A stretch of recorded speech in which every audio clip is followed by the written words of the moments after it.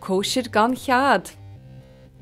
Tá hína se caite de mit tiismothirí líam agus léan as baile gon deire seachtaine.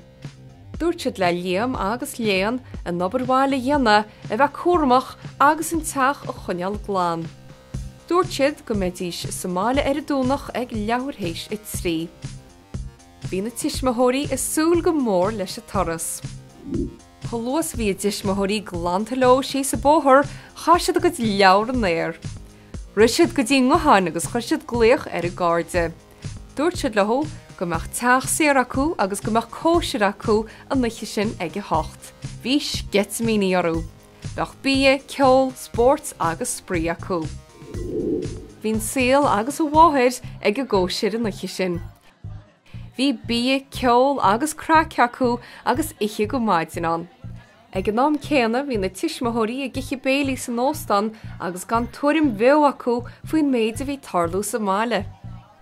Bhí bhín sa cotta má bíon na loch rionce mar a deire seanachil. An lád ar gionn dair líam agus léan ag i héanach log. Bhín teach ina chiar thuhail. Ní raibh an ón ar líam go le glána mar bhí tinna scíneir. Déanta siad go nglandí si teach níos dearnaí. Chuir siad an obaid ar an méráda.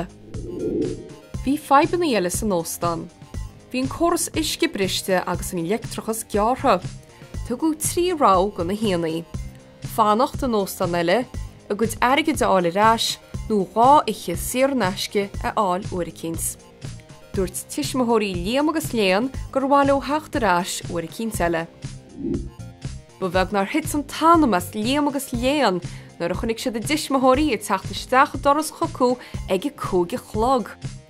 Banú getas na tiismothirí nar a chunig siad gur an teach ina freiseach. Níor chreid a tathir go bhéitidí sé lehead go rud a dhéanana. Tugadh iad na muc agus na madraí go líam agus léan.